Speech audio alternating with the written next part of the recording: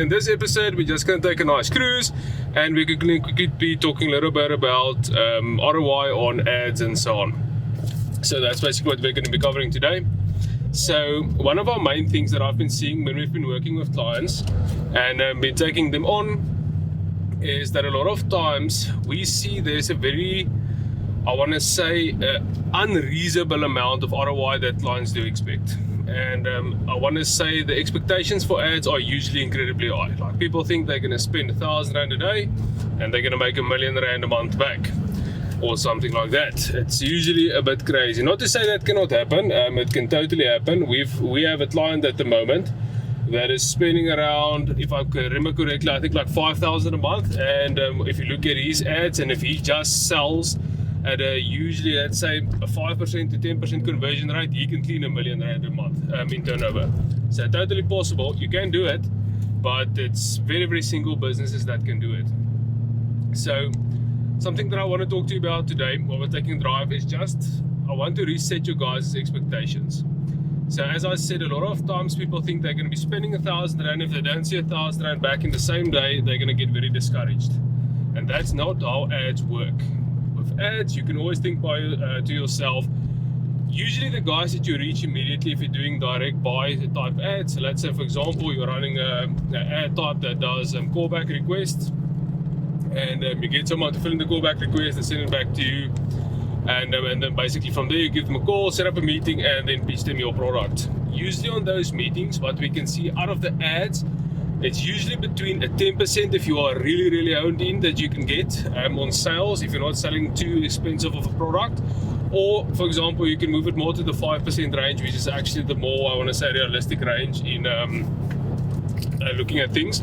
We usually see that's where most of our clients lie in a 5% conversion rate. So let's say, for example, if you get 100 leads in, you are going to be closing 5 of them.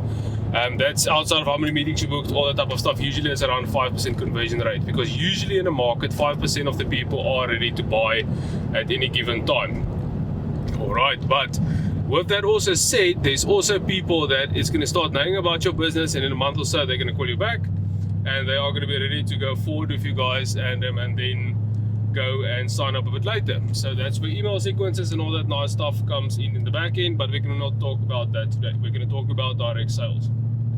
So as I said, make sure that you are optimizing, that you know you're going to be closing around 5% of your leads that you're going to be getting in. So if you get 100 leads in, 5%. If you are a business that's operating more in a local small area, it's going to be a bit different. So if you take, for example, let's say a solar company, if you are getting 10 to 20 leads a month, there's a good chance you'll probably be closing 1 or 2 of those clients a month. That's going to be the average that you're going to be looking at. It may take around a month or so if you're doing financing with a client to get the solar through, but that's usually what you're going to be seeing. 1 to 2 clients you're going to be closing a month. All right. If you're in the other type of markets, there's maybe selling a bit more inexpensive stuff like the gym membership type market. If you are a gym, you do like, let's say you are a power gym, you're doing exclusive type of workouts with people, you're doing very, I want to say, specialized coaching, stuff like that. Let's say you charge 2,000 a month, 1,500 a month. It's going to be a bit different for you as well. So mainstream gyms, very cheap. Those type of gyms are a bit more expensive. So you can always just take a look at what's going to happen there, and how your business is going to be working. The main thing of it is that you make your money back ideally within 30 days. Or what we see on average, if you're a service type business, within, let's say, 60 to 90 days. If you are a business that can actually optimize, let's say, for example, you're doing yearly contracts and your business does allow it, and you can, for example, don't need to worry if you sell it, let's say it costs you 2,000 Rand to get a client, and you know you're making an average 12,000 Rand per client within 12 months, and you know you are more than happy to wait 3 months for that funds to come in for you, example, to start making profit.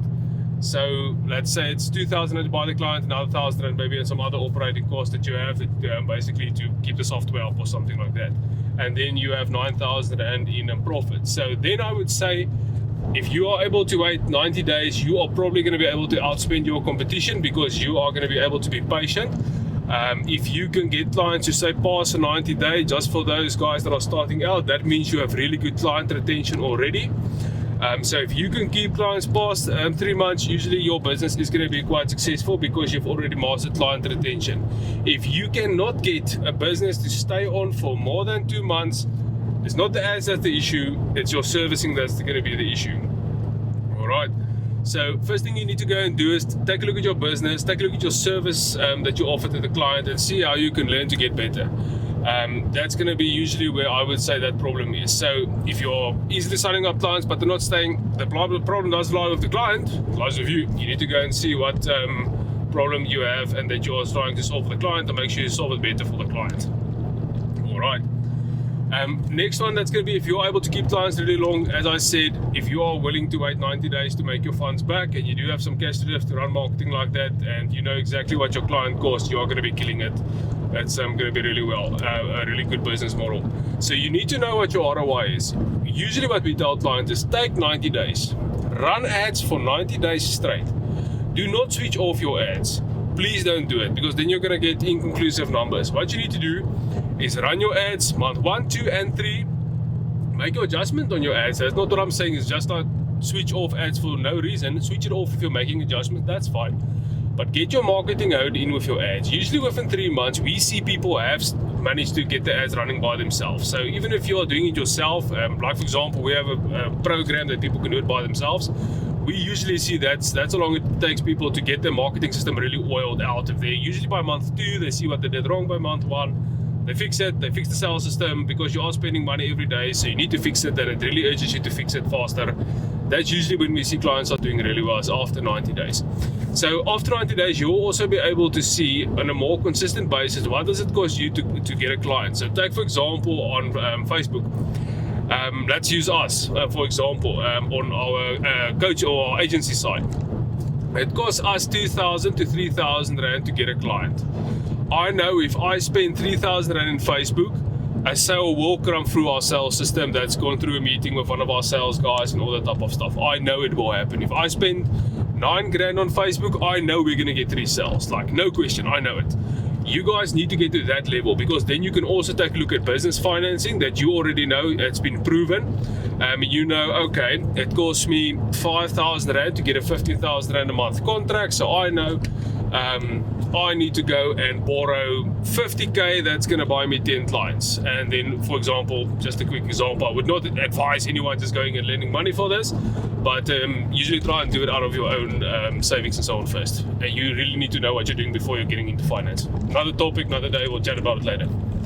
So as I said, you will be able to plan then if you want to make a new investment in your business outside of loans. If you want to put an extra 50k in or something like that, you can then go and do it, and you know exactly what you're going to be getting back and what you're putting into the business. This also helps you to go and optimize your business costs. So if you, for example, know, okay, I need 3 clients every month, my average contract size length is going to be 6 months, so I know to keep growing I need to sign 3 clients every month. You know, okay, it's going to be 15k for marketing spend, for example, if it's 5k a client.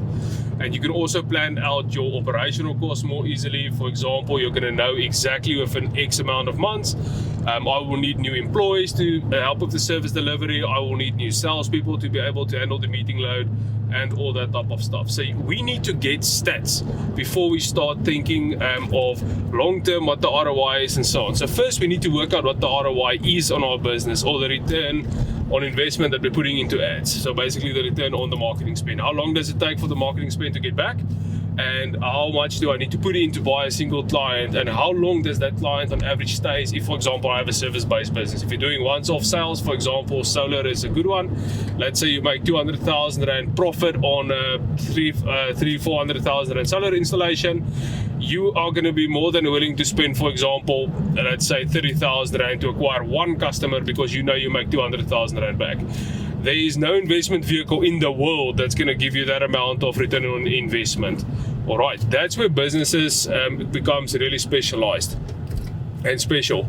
Is if you get to that point, you know, for example, okay, if I put 1 Rand in, I'm going to get 5 Rand back. Then you can literally just use it as your investment strategy and just pump all the money through the ads, because you know exactly how it's going to work. You need to take operations in account, but you'll be able to go and work it out like that.